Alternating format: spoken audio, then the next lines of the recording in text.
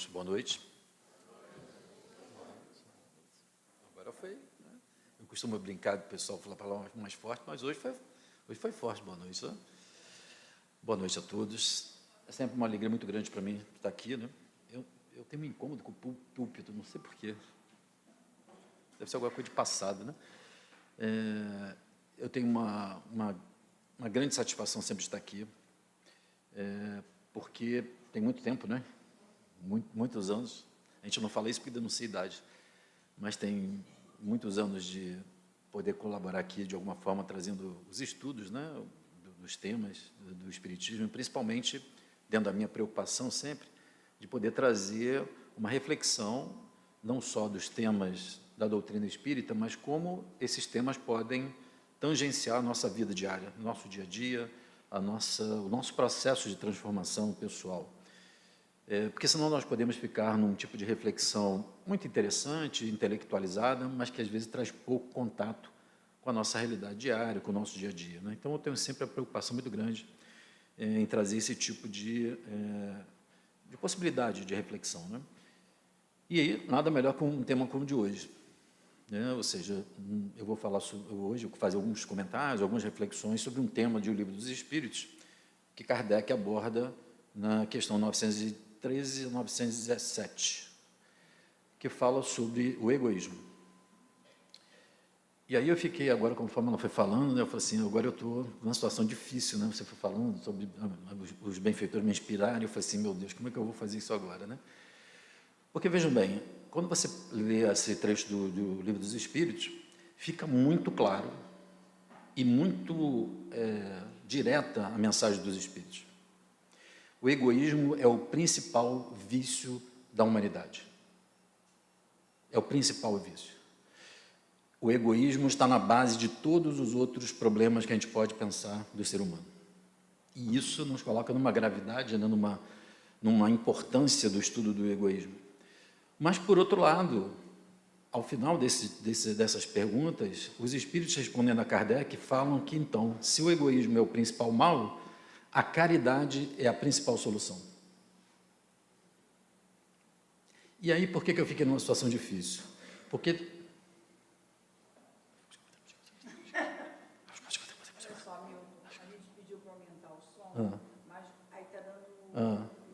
O que eu faço? Você tirou. Pensei que ele falava para eu tirar o microfone. Pode ser assim? Muito bem. Agora pode diminuir. Ficou bom assim?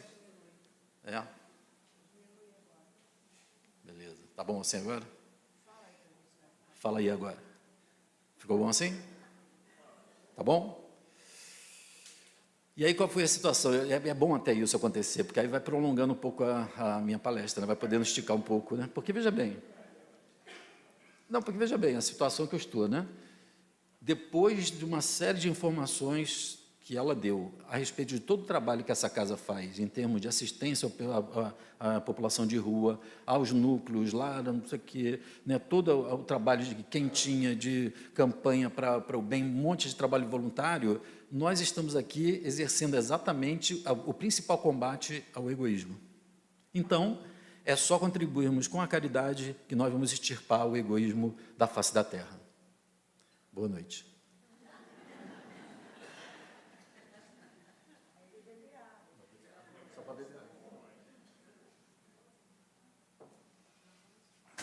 Por que vocês riram?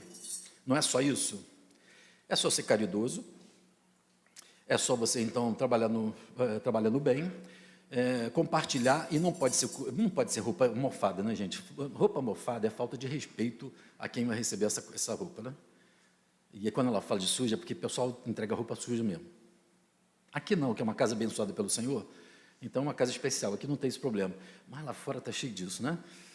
Porque a gente acaba, de alguma forma, entendendo a doação como algo daquilo que não nos serve ou daquilo que nós não precisamos, e é isso a lógica da caridade, né? A lógica inicial da caridade, mas não podemos esquecer que nós vamos estar oferecendo isso para alguém que não tem aquilo, né?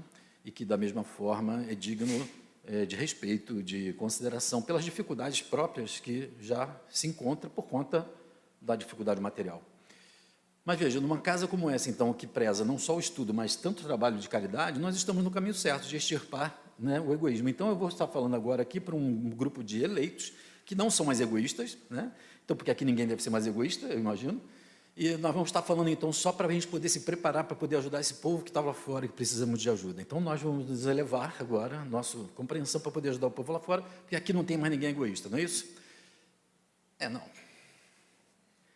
Nós temos que pensar, por que será que os espíritos colocam com tanta gravidade e importância o que eles chamaram de vício, né? Numa das traduções está como vício, esse problema do egoísmo. Nós precisamos entender, de alguma forma mais profundamente, do que nós estamos falando quando a gente se refere ao egoísmo. Nós estamos acostumados a pensar no egoísmo numa reação mais caracterizada por um interesse pessoal exclusivo, né? Da pessoa que quer tudo para ela, que quer só para ela, que quer reter para ela, não é mesmo? Normalmente é esse o conceito de egoísmo que a gente tem, né? Não é isso? É assim, quando eu pergunto e demora para vocês responderem, senão eu mesmo respondo, eu vou falando. Né? Então, a gente normalmente pensa no egoísmo ou no egoísta, aquela pessoa que quer tudo para ela, pensa só nela, quer reter para ela. Mas essa é uma dimensão muito básica, muito simples do egoísmo. Egoísmo não é isso. Essa é uma faceta do egoísmo. E nesse sentido, por isso que nesse sentido, quando a gente pensa no que eu falei aqui agora, nós não nos enquadramos necessariamente numa postura ou num quadro egoísta. Porque estamos aqui procurando fazer o bem possível, compartilhar o que temos, desprender e tal. Então, nós estamos na contramão dessa dimensão do egoísmo. Por isso que muitos acham que, de repente, fazendo o bem, já não são egoístas. Mas nós temos que começar a pensar um pouco mais profundamente sobre o que é realmente o egoísmo. Eu tenho me debruçado sobre isso durante muitos anos, nos últimos anos, entendendo como e por que isso afeta tanto o ser humano, por que isso afeta tanto o nosso psiquismo, o nosso comportamento. Inclusive, gerando muitos dos problemas, muitas das doenças que nós temos. Os nossos sofrimentos são fruto da cristalização dessas formas de nós pensarmos, de nós agirmos, como nós vemos o mundo, como o egoísmo, o orgulho, a prepotência. São essas formas que nós olhamos para o mundo que vem trazendo um desequilíbrio para o nosso corpo e se manifesta nos problemas físicos, emocionais, relacionais, mentais. A manutenção dessas formas de pensar que vem nos adoecendo.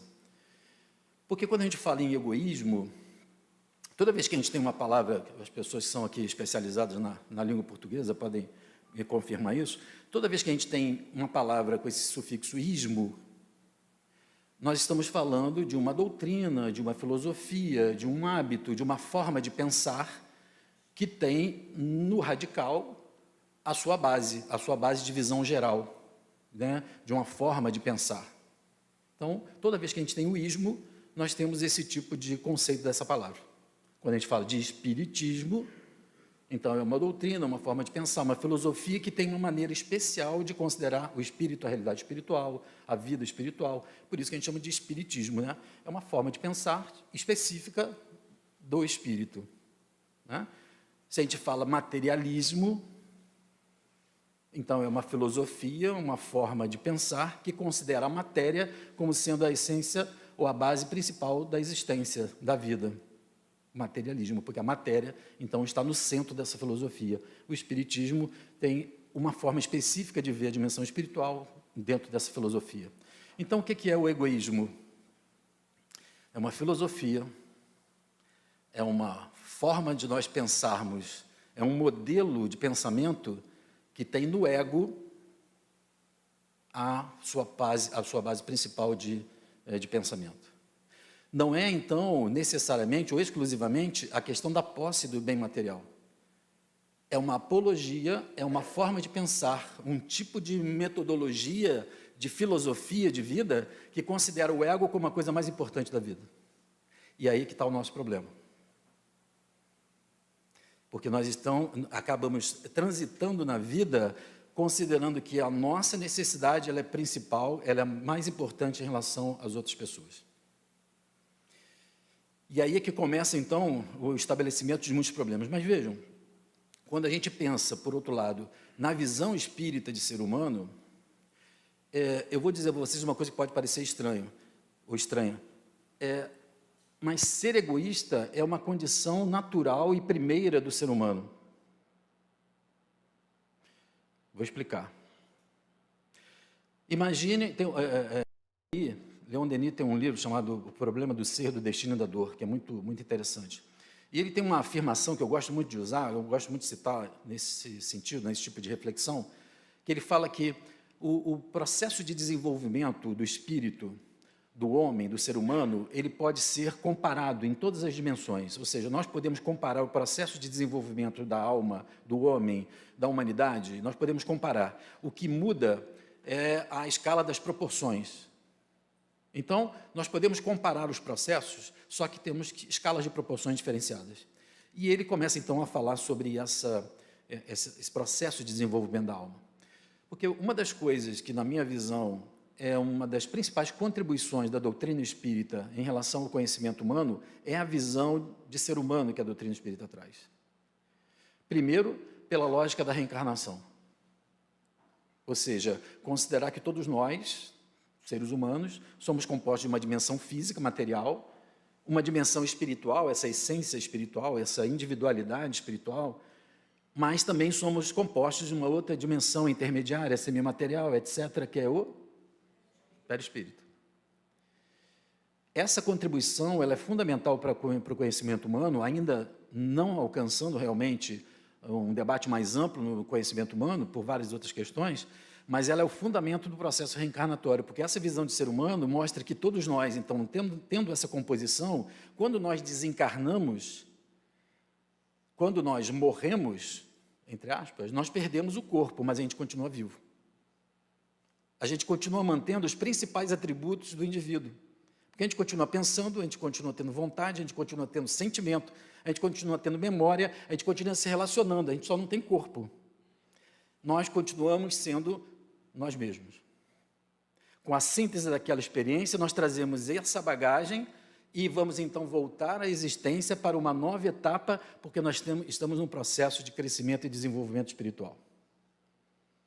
Então, essa é a primeira contribuição importante. E a segunda, que é muito importante para nós aqui, é que, além de entender o ser humano dessa forma, nós entendemos esse ser humano num processo de desenvolvimento espiritual, uma psicologia do desenvolvimento desse ser. Ou seja, nós começamos, então, do início do nosso processo de desenvolvimento, de uma consciência muito mais material, né? Vamos pensar no início dos tempos. No início, então, como o Leon Denis falou, né? Nós podemos comparar o desenvolvimento da alma com o desenvolvimento, por exemplo, da raça humana no planeta Terra. Então, se a gente pensar no desenvolvimento da raça humana no planeta Terra, a gente pode pensar o que seja o desenvolvimento da alma, do espírito. Está claro isso? Então, imaginem a gente, então, planeta Terra, raça humana, e a gente pensando lá no início dos tempos, aqueles macacoides, né? É claro que alguns aqui vieram de outros planetas para poder colaborar com a espécie, alguém veio aqui já muito privilegiado, mas a maioria de nós veio daquelas cavernas lá, macacoides, e a gente, então, tinha uma visão de nós mesmos, o que era importante naquele momento. A gente estava lá nas cavernas, a gente estava convivendo, não conseguia nem comunicar, então, o que era importante para a gente? Isso mesmo, né? Isso mesmo, né? Sobreviver. Então, o que era importante? Comer, beber, se abrigar, fazer sexo. A gente não sabia muito porquê, mas né, tinha uma necessidade de fazer. Está certo que tem muita gente hoje que também faz sem saber exatamente porquê, mas isso é uma outra conversa, né? Então, a gente tinha uma visão de nós mesmos em que o que era importante era comer, beber, manter a vida, sobreviver, se abrigar, ter segurança. Por quê? Porque a visão que nós tínhamos de nós mesmos era apenas da nossa dimensão material. E, nesse sentido, quando eu tenho uma visão, eu costumo dizer que o nosso nível de consciência nessa época era um nível de consciência de ser um tubo digestivo. A gente precisa comer para se manter vivo, depois vai eliminar e vai comer novamente para poder continuar vivo. A nossa consciência, nós somos um tubo digestivo. Então, a gente precisa comer, não sabemos para quê, para poder continuar vivo. No momento como esse, onde a gente tem consciência disso, o que então, quais são as coisas que são mais importantes para eu manter a vida? Eu poder comer, poder beber, poder me abrigar. E aí, nessa hora, eu tenho que atender a essa minha necessidade, porque senão eu morro. E aí, aquilo que o Livro dos Espíritos fala do instinto, do sentido de conservação, a lei de conservação, está presente nessa hora. Porque se eu tenho um nível de consciência tão preso a essa dimensão tão básica da minha essência, né, material, para mantê-la viva, o que vai ser importante, então? Eu atender a minha necessidade. Então, nós, no início dos tempos, nós estamos naturalmente egocentrados. Por quê? Porque senão a gente não conseguiria sobreviver. Nós precisamos atender a nossa necessidade. Egocentrados. Está centrado em mim, no eu. Então, se eu tenho uma comida e tem pouca comida, e vem outro coleguinha para pegar a comida, o que eu pego? Pego o meu tacape e falo assim, sai para lá, mata lá o coleguinha, né? Se o coleguinha é mais forte, fala, pode ficar com a comida, tudo bem, né? Quando ele não matou a gente. Ou seja, então, naturalmente, esse início do nosso processo de tomada de consciência, no processo de evolução, ele é egocentrado, porque nós estamos presos exclusivamente à possibilidade de manter a nossa vida. Naquele momento, isso que faz a gente ser feliz. Conseguir sobreviver. O sentido de vida naquele momento é sobreviver. Então, sobreviver é sinônimo de sentido da vida, é sinônimo de felicidade. Então, nós somos naturalmente, no início dos tempos, egocentrados. Só que a gente começa a desenvolver e reencarna, e a gente começa a perceber que, na verdade, a gente não está sozinho. A gente tem vontade e necessidade de estar com outras pessoas. Começamos a constituir família, começamos a cuidar das nossas crias, começamos a criar, então, núcleos de mais pessoas. E aí a gente começa que, para organizar isso, a gente tem que organizar minimamente, alguém tem que mandar. E aí começa o problema. Porque, além de, então, sermos egocentrados, a gente começa a achar que um tem que ter o poder. Quem tem o tacape maior, quem tem mais força, quem tem mais inteligência, vai ter um poder sobre o outro. Então, a gente começa, além de ser egocentrado, também começa a usar o poder. Para quê? Para conseguir sobreviver a nossa vila, a nossa caverna, o nosso vilarejo, o nosso feudo. E daqui a pouco a gente começa a ver que um outro parece também querer o nosso poder. Aí a gente fala assim, não, mas eu sou melhor do que ele. Eu acho que eu sou melhor do que ele, ou então ele é mais forte, eu sou pior do que ele. Nós começamos a comparar. Na hora que a gente compara, o que a gente está experimentando a partir dessa hora? Que é a outra chaga da humanidade. Quais são as duas chagas da humanidade? Isso mesmo, né? O orgulho e o egoísmo. Nessa hora, nós inauguramos o orgulho, porque eu começo a falar assim, peraí, mas eu quero ser melhor.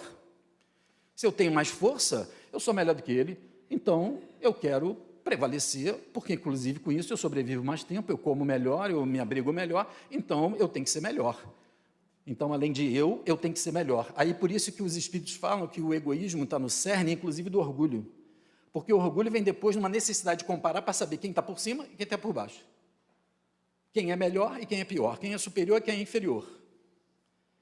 E aí nós vemos que as nossas relações vêm sendo pautadas exatamente nessa conquista de felicidade nesse sentido. Então, se eu tenho mais força, eu vou usar isso para ter mais coisas, para poder conseguir mais benefícios, para ter mais sensações de prazer. Por quê?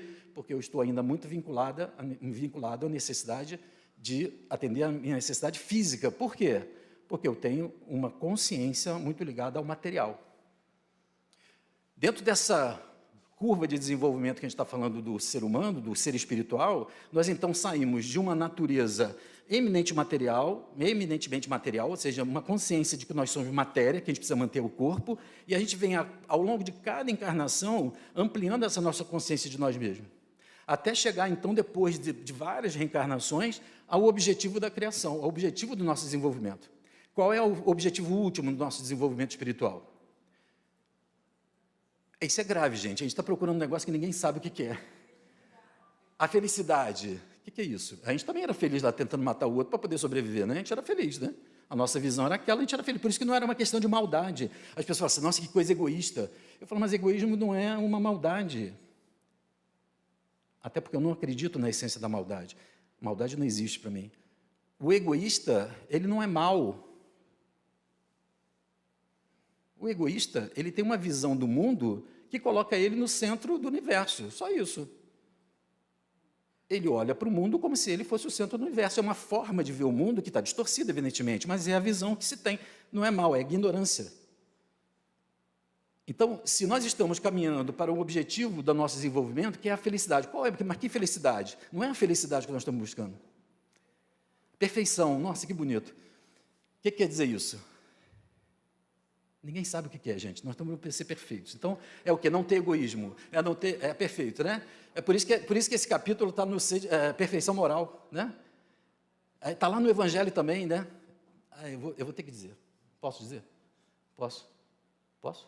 Não, então ela não confia em mim, viu? Mas eu vou dizer assim mesmo. Está lá no Evangelho assim, sede perfeitos. Não é isso? E a gente acreditou. Acreditou que era para agora, né? E aí o que acontece? Muitos ainda acreditam que vão ser perfeitos dessa vida. Eu lamento dizer a vocês, mas a maioria de nós não vai ser perfeito nessa vida.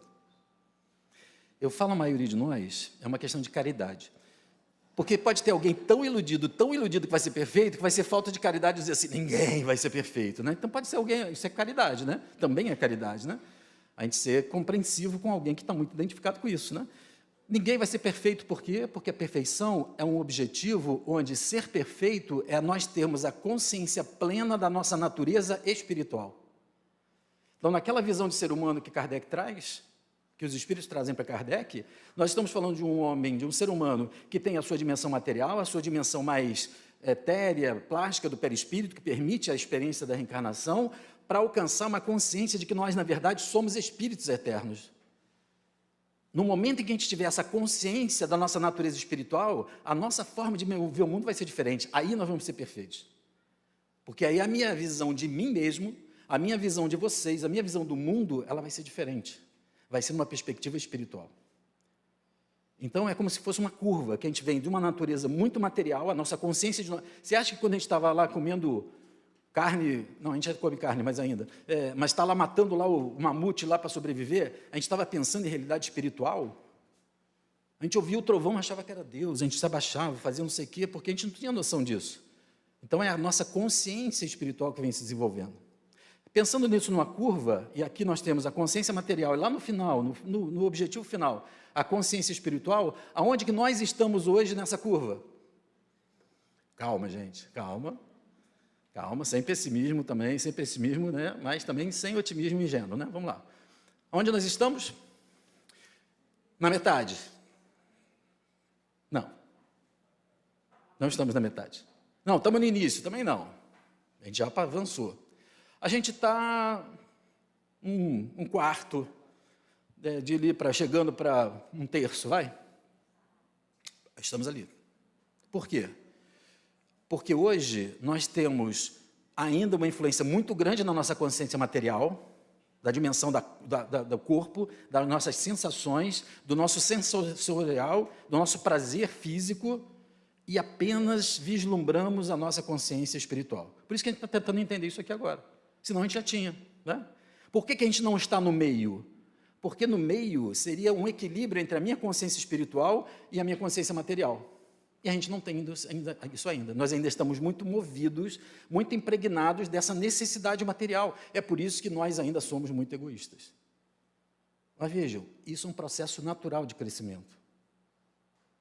Esse pessoal que está no meio é o mundo de regeneração, onde a gente vai ter, então, uma outra visão da reencarnação, onde a gente vai ter, então, um outro tipo de olhar para a nossa vida material.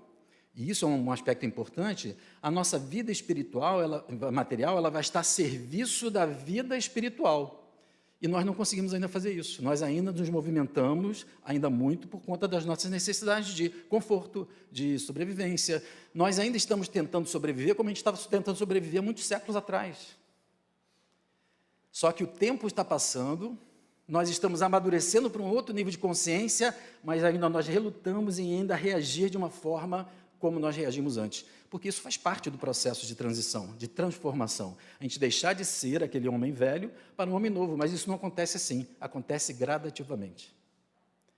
Então nós estamos, e quando eu falo essa curva, isso está no Evangelho, segundo o Espiritismo, capítulo 3, né? Mundos primitivos, planetas de prova e expiação, mundo de regeneração, até chegar nos mundos ditosos, mundos felizes. Por quê? Porque é um processo natural de nós aumentarmos a nossa consciência sobre o que nós somos.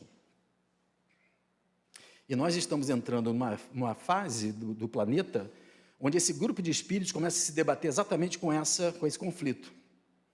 Por quê? Porque os modelos que nós viemos usando para ser feliz, para a demonstração de ser feliz e ter sucesso, eles estão falindo. Eles estão ruindo. Porque a tentativa de ser feliz para ter mais dinheiro, mais posses, mais recursos, não quer dizer necessariamente felicidade. Eu atendo pessoas ao longo desses anos todos que têm uma condição financeira, patrimonial invejável. E chegam para mim e falam assim, eu estou pensando em me dar um fim na vida, porque a minha vida não faz mais sentido. Eu não consigo ver graça na vida. Enquanto outras pessoas estão ainda buscando isso porque têm a ilusão de que realmente, tendo isso, vão se sentir felizes. E algumas delas têm isso e se sentem verdadeiramente felizes. Até um momento em que isso começa, então, a aumentar a consciência e de falar assim, mas agora perdeu a graça. Agora já não é mais isso. E o que é? Não sei. Por quê? Porque a nossa alma começa a buscar uma ampliação da consciência, mas a gente continua usando os mesmos recursos que a gente usava anteriormente, os mesmos valores. Então, a gente busca os mesmos valores. Não só da posse do dinheiro, e por isso que a gente fica normalmente associando muito a questão do egoísmo à questão da posse do material. Mas como o material e o materialismo ele vem imperando durante muito tempo principalmente na nossa civilização, nós acostumamos a achar que isso era sinônimo de felicidade, de sucesso. E a gente está vendo que não. Por quê? Porque, na verdade, essa é uma condição que atende uma necessidade material, e como nós somos encarnados, nós precisamos sim, a hipocrisia dizer que não, mas a serviço de que está essa busca para esse tipo de conquista material. E aí é que então a gente começa a ver pela caridade que não dá para imaginar que eu vou ser feliz se tem alguém nesse momento morrendo de fome ali numa comunidade pobre. Não quer dizer que eu sou responsável por essa morte, mas eu tenho uma corresponsabilidade de saber que onde tem, no Evangelho tem isso como experiência importante do ser humano, a riqueza e a pobreza. A riqueza e a pobreza são experiências importantes de como a gente lida com o que a gente tem e como a gente lida com a questão da humildade, com a dificuldade. Algumas dessas pessoas estão recebendo hoje porque têm dificuldade de conseguir passar pela experiência, e nós estamos falando de orgulho, né? De ter muito, achar que é muito, ter pouco, achar que é inferior, e às vezes nós tratamos assim, as pessoas que estão passando dificuldade como inferior, elas são inferiores no sentido de ter desprovidas de condição material, mas são espíritos que estão em experiência como a nossa. Mas está lá no Evangelho, a riqueza e a pobreza, o problema não é esse, o problema é que nós temos milionários e miseráveis, e aí nós temos um desequilíbrio no sistema. Então, em vez de ser uma experiência que traz compreensão para a gente sobre o que é ter e o que é não ter, nós temos um desequilíbrio ainda na tentativa de um acúmulo que já começa a mostrar que não faz sentido.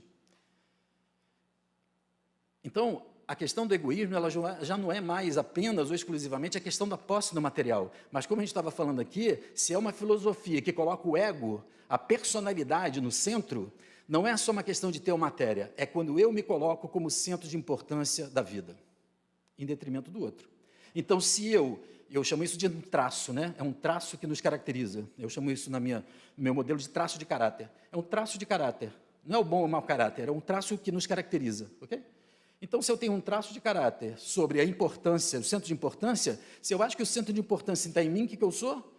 Egoísta, porque eu acho que uma apologia de que eu tenho que estar no centro. E se eu tenho que estar no centro, onde vocês estão? Na periferia. Então, se eu preciso, o que vocês têm que fazer? Me atender.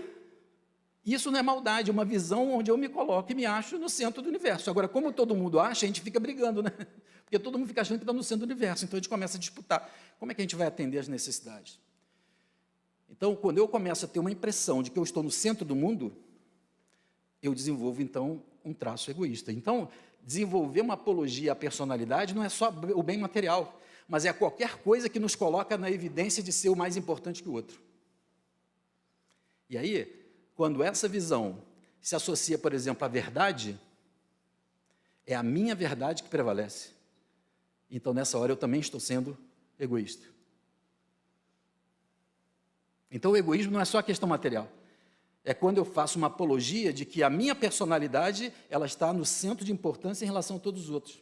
É por isso que a consequência e a combinação está no orgulho. Porque no orgulho, o que tem? É um centro de valor. O orgulho é um centro de valor. Se eu acho que, então, o valor está em mim, o que eu sou em relação a vocês? O valor está em mim, não está em vocês, eu sou o que em relação a vocês? Superior. Eu sou melhor. E se eu acho que o valor está em vocês, como é que eu me sinto? Inferior. E na questão do egoísmo, se eu acho que eu, então, sendo o centro do universo, o centro da vida, eu sou egoísta, me sinto mais importante. Se o centro de importância está no outro, como é que a gente chama essa pessoa? O oposto de egoísta? Altruísta. E aí a gente fala assim, nossa, mas ser altruísta é bom, né? Depende. Agora, desculpe, mas agora eu vou complicar um pouco a história. Depende, por quê? Um altruísmo, não é nem só a vaidade, pode ser pela vaidade, um altruísmo que coloca o outro exclusivamente como centro de mais importância e também nega a sua própria necessidade, é falta de amor próprio. Isso também não é saudável. E pode ser pela vaidade, porque eu então vou ser altruísta, porque isso é bom. Veja que no fundo, sabe aquele pessoal que tem o maior orgulho da sua humildade? Vocês conhecem pessoas assim? Que tem o maior orgulho da sua humildade? Pessoa que tem o maior orgulho da sua humildade, né? É aquela pessoa que fala assim, no nosso meio não tem, tá? Não tem, vamos falar das outras religiões, né? Ah, meu irmão, a gente faz voz de fada, né? Voz de fada. A gente faz voz de... Deixa eu falar direito para não falar besteira. Faz voz de fada. Ah, meu irmão, tudo bem? Quantas pessoas você ajudou essa semana, meu irmão? 5. Que bom, meu irmão. E por dentro eu estou assim, ajudei 10. Ajudei 10. Quantas quentinhas você levou para casa para fazer aquela macarronada com aquele molho suculento que ela falou? 10. Você um dia vai chegar lá, meu irmão. Nós sabemos o que é isso. Um dia conhecereis a verdade vos libertará. Porque eu já estou liberto. Eu já estou liberto. Vocês são os pobres mortais. Estar aqui é sempre um desafio para isso. Por quê? Porque eu preciso me lembrar disso todo dia que eu falo. E eu costumo dizer que isso é bom de ser orador espírita, porque é o primeiro ouvido que ouve é o meu, né? Então eu fico falando só disso, deve ser porque eu tenho que ouvir, né? Por quê? Porque nessa hora eu estou falando assim, isso não é quem tem ou quem não tem, é o quanto que a gente tem. Inclusive esse que vos falo. Porque isso é que faz com que a gente, de uma forma personalista, a gente ainda esteja procurando uma supremacia do nosso eu, do nosso ego em relação ao outro, porque a gente não faz isso porque a gente é mau. A gente faz isso porque a gente vem se acostumando ao longo de várias vidas a ver que isso faz com que a gente tenha um sinônimo de felicidade, de sucesso, de conquista, de maior realidade, inclusive que a gente come melhor, mora melhor, sei lá, tem um casamento melhor. A gente vem se acostumando que isso é um sinônimo de felicidade, porque a nossa visão ainda é muito material, ainda é muito em cima do ego. Nós achamos que nós somos uma coisa diferente do outro. Quando a gente então começa a avançar, e ao longo da reencarnação a gente começa a ver como está acontecendo no planeta, que na verdade nós estamos numa realidade sistêmica, onde na verdade tudo depende um do outro, cada vez mais a gente percebe isso, não dá para imaginar que nós podemos ser felizes se o outro lá está infeliz. Uma pandemia como a Covid traz exatamente um choque dessa realidade. Ou a gente é capaz de conseguir conviver e desenvolver recursos que têm a ver não comigo, mas com nós, ou a gente não sobrevive, ou a gente vai ter sempre esse desafio. Ah, mas então as pessoas mudaram depois da Covid. Não, claro que não, por quê? Porque isso ainda é tão forte no nosso ser, na nossa alma, ao longo de tantas encarnações, que a gente ainda vem buscando isso, não porque a gente é mau, é porque a gente é ignorante em relação a essa realidade. Só que tem uma hora que isso começa a nos afastar também da nossa própria alma, e aí nós vamos trazer as nossas angústias, as nossas depressões. Porque muitas vezes a nossa depressão é porque tem alguma coisa que não faz mais sentido e a gente não sabe como fazer para superar isso. Por quê? Porque a gente precisa encontrar novos valores para a nossa vida. Então, diferente de ser egoísta, mas eu tenho que pensar na minha necessidade, nós não podemos ser ingênuos ou hipócritas e dizer assim, não, mas então é o outro. O outro, nós precisamos olhar para a necessidade do outro enquanto nós olhamos para a nossa. Porque esse altruísmo, que ainda não é espontâneo, ao ponto de ser movido pelo amor, ele pode ser doença. Porque a gente coloca o outro no lugar mais importante, e nós vemos aí, no campo dos relacionamentos, por exemplo, quantas pessoas colocam o amor do outro muito mais importante do que seu amor próprio. O que a gente vê por aí? Relacionamentos tóxicos, abusivos, por quê? E na dinâmica dos relacionamentos está se colocando o amor do outro, a manifestação do amor do outro muito mais importante do que o amor próprio. Isso é altruísmo? Isso não é altruísmo. Isso é colocar a importância no outro sem um equilíbrio em relação à importância que eu tenho, atendimento da minha necessidade. E isso é que é o grande desafio. Como é que a gente equilibra isso, né? Como é que eu atendo a minha necessidade, mas pensando também que o outro tem a necessidade? É um grande desafio. Por que então a gente começa, quando pensa no orgulho, a gente precisa começar a pensar, o grande problema do orgulho, da questão da superioridade, da inferioridade, é o problema da comparação. Por quê? A nossa questão de ser superior ou inferior sempre tem que ser referente a alguém, a alguma outra pessoa. A gente está acostumado a poder sobreviver, tem que ser melhor do que o outro, então o outro é referência. Então, num mundo complexo como nós estamos agora, olha o dilema que nós estamos. Por quê? O Milton entende tudo dessa coisa de psicologia, então ele é melhor. Mas eu não entendo nada de engenharia, então eu sou pior. Então eu sou melhor ou sou pior? Aí ela entende tudo de não sei o que, da especialidade dela, então ela é melhor do que eu, mas eu melhor. O que é melhor? Não, mas psicologia é mais nobre, né? Espiritismo é mais elaborado, então se eu entendo mais de espiritismo, eu sou melhor do que ele que não entende. A gente começa a ter problema porque não tem mais como comparar para saber quem é melhor, quem é pior, quem é superior, quem é inferior. Por quê? Porque a gente ainda está acostumado nessa comparação e a gente sofre porque a gente começa a ver que o coleguinha tem uma coisa que a gente não tem. Aí a gente vai para o filhote do orgulho. Qual é o filhote do orgulho? A vaidade, a inveja. A inveja. Filhote do orgulho, né? Poxa, eu quero ter o que o outro tem, mas a gente quer ter o que o outro tem, mas não quer fazer o esforço que o outro fez para poder ganhar, né? Ou então tem aquela inveja que é a construtiva e a destrutiva. As duas são ruins, mas uma é pior do que a outra, né? A inveja construtiva é aquela assim, poxa, legal, aquele cara conseguiu aquele carro, vou fazer de tudo também para comprar um carro igual.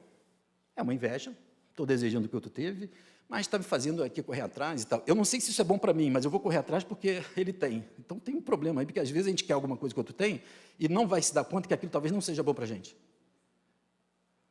E tem a inveja destrutiva, qual é? Nossa, tem um carro, deve ter sido corrupção. Devia estar nos esquemas, nos esquemões aí. Aquilo aí tem coisa, né? Porque eu não consigo ver o outro bem, eu tendo alguma coisa que eu queria. Então o que eu faço? Em vez de eu progredir, eu destruo o outro para poder ficar igual. Isso é orgulho, é um filhote do orgulho, mas ninguém é orgulhoso, né? A gente confunde orgulho com arrogância. Sou melhor do que todo mundo aqui, qual é o problema? Olha a minha altura aqui, ó. Estou aqui no microfone. Estou melhor. Isso é o extremo do orgulho. O orgulho, como eu falei, tem gente que tem o maior orgulho da sua humildade, porque quando eu mostro excessivamente que eu sou humilde, eu me sinto bem porque parece que isso é ser superior, e eu quero mostrar o quanto que eu sou superior. Então eu vou mostrar que eu sou humilde para poder ser superior. Né? Meu filho diz isso é um paradoxo. Eu tenho um filho de 3 anos que vai ser um paradoxo, pai. O paradoxo da liberdade. Fala, meu Deus, lá vai Mateus. Isso é um paradoxo, né? Então, eu quero mostrar por quê. Como eu tenho um anseio, por isso que eu falo, sede perfeito, a gente está fazendo de tudo para ser perfeito. Mas a gente, então, aí tem gente que fala assim, eu vou ser perfeito, eu vou ser perfeito, eu vou ser perfeito, eu vou ser perfeito. Não é isso? Só que, para ser perfeito, você tem que ser compreensivo. Aí você quer ser perfeito sendo rígido com você, sendo rigoroso com você. Como é que pode? Porque você está movido por um filhote do orgulho, que é, eu vou mostrar que eu sou tão perfeito ou mais perfeito que o outro. A gente ainda está na comparação. Mas veja bem, esse é o caminho do aprendizado. Todos nós, tem gente que eu estou falando isso e não consegue nem se identificar, porque às vezes a pessoa está tão identificada com isso, e porque isso é um treinamento de mudança. É assim que a gente começa. Mas a gente tem que ter consciência para também não ficar se punindo, nossa, mas então eu não sou... Não, a gente tem que tomar consciência de que na hora que a gente, então, constrói um mundo em cima do egoísmo, onde tem uma apologia da minha personalidade, eu preciso sobressair minha personalidade, ou colocar ela como centro, numa realidade que mostra que nós temos uma interdependência. Então, não tem como a gente agora não pensar nessa conexão. Isso não quer dizer que vai ser todo mundo igual. Isso é uma ilusão. Kardec fala isso. Os espíritos respondem a Kardec, se nós pensássemos numa proposta igualitária, socialista, onde todo mundo teria no mesmo momento todo o dinheiro igual, todo mundo distribuído igual, os espíritos dizem, no momento seguinte já teria uma diferença, porque um de nós tem uma aptidão X, outra Y e tal. Agora, enquanto isso for representação de qualificação, nós vamos ter, então, pessoas que são melhores e piores, mas nós estamos falando de qualificações diferentes que ainda têm, nessa questão do dinheiro, uma referência de valor. Mas quando a gente entende que não é isso que é importante, o que é importante? Então, nós estamos sendo convidados a rever os valores da vida. E aí já não pode ser só eu. Também não pode ser só o outro. É como é que a gente faz nessa relação com o outro que a gente possa pensar no nós. Que a gente possa pensar no nós. É aquilo que eu costumo dizer. Já passou? Nem vi, gente. Puxa vida, tem que arrumar um letreiro luminoso para mim assim. Então... O que eu costumo dizer... Pois é. Eu costumo dizer sobre isso, para a gente poder encerrar, para caminhar para o final, que a questão é quando você se dá conta da importância da sua necessidade, você vai colocar limite quando há um exagero, quando há uma exploração, porque isso também faz parte do seu processo de amor próprio, de autonomia. Você vai também considerar a necessidade do outro, porque o outro também é importante, porque você sabe que nessa relação com o outro é importante como um pai, como os pais em relação aos filhos, que às vezes tem que colocar limite, como processo de educação. Não é ser bonzinho.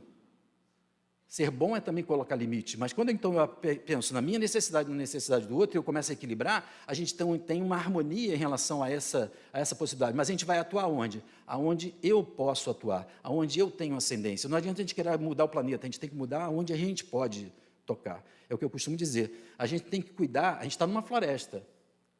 Não adianta pensar na floresta e tentar consertar a floresta se a gente não cuida da árvore. Então a gente cuida da nossa árvore pensando na floresta. Porque se eu cuido só da minha árvore, e eu não estou nem aí para os outros, a floresta vai secar, a minha árvore pode estar boa, depois ela vai secar, porque ela está numa floresta. Mas não adianta eu tentar salvar a floresta se eu não cuido da minha árvore. Então eu preciso cuidar da minha árvore pensando na floresta.